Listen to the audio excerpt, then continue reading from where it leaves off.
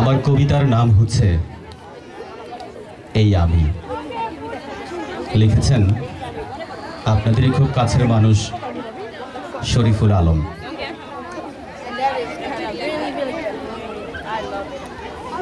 নষ্ট কষ্ট বেদনাগুলো শুধুই যন্ত্রণা দেয়। অনিবার্য সামাজিকতা, যাব কি যাব না, দ্বন্দ্বে অকারণ সময় ক্ষেপণ, তবু নির্বাক ছুটে চলা। ভিতরে ভিতরে ধূসর শূন্যতা, দুজনেই তো কাছের মানুষ, এক পৃথিবীতে বসবাস। তবু কেন মধ্যখানে রাজত্ব করে অন্য কোনো এক নারী? হোক সামান্য, হোক তা কিঞ্চিৎ।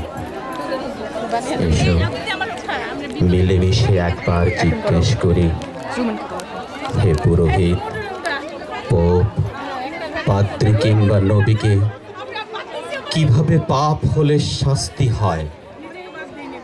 কে নির্দোষ আর কেই বা দোষী? কি করে তুমি তা প্রমাণ করবে? ধর্ষণ কিংবা বর্ষণ সবই তো জীবনেরই দর্শন, তার থেকে বেশি কিছু নয়। প্রেমিকার চোখ যেভাবে ঘেন্নায় ভেজে, প্রেমিক যদি বা হারায় অন্য প্রেমিকার বুকে, সেদিন আমায় পিশাচ না বলে জানোয়ারই বলো, কারণ পিশাচ অতি বড় সেকেলে নাম। এটুকু সম্মান তো আশা করতেই পারি। আর নিজেদের মাঝে তো যুদ্ধ হয় না, তাই কি করে যুদ্ধ করি?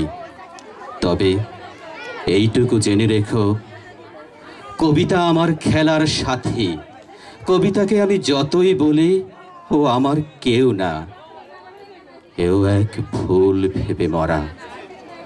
সকাল সন্ধ্যা আমি যতই হেঁটে মরি, তারপরও বলবো ওটি দূর, বহুদূর। ও যে শুধুই আমারই পাশে ঘোরাফেরা করে, প্রসাদহীন জীবনের মতো। একটি কবিতা বানিয়ে শোনালে প্রজাপতি পাই ফ্রিতে। আলোচ্য মেয়েটি কখন যে আমার শ্রেণীকক্ষে ঢুকে পড়েছিল, মনে হয় আপাত ক্ষতিহীন শত সিদ্ধের ভিতরে কাননের সেরা ফুল। শান্ত মনকে শুধুই অশান্ত করে, অথচ তুমি থাকো প্রতিক্ষণে হৃদয়ে জুড়ে, হৃদয়ের কোণে কোণে। তারপরেও দেয়ালের ফাটলে কান পেতে শুনে নিতে চাও ওপাশের সমস্ত বৃত্তান্ত। তুমি বললে ঘরের বৃক্ষের সাথে মিতালি আর সখ্যতা। তোমার ওদেরই বলে দেখো, সখা হবে মোর। তোমাদের কাণ্ডে ঘর বাঁধতে চাই আদিম পূর্বপুরুষের মতো। তোমাদের সুর আছে, ফুল আছে, সুগন্ধ আছে।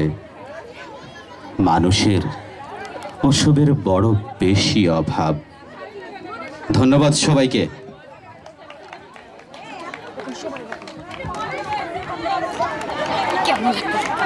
একটি চমৎকার, আমার অবশ্যই এটি লেটেস্ট একটি কবিতা ছিল।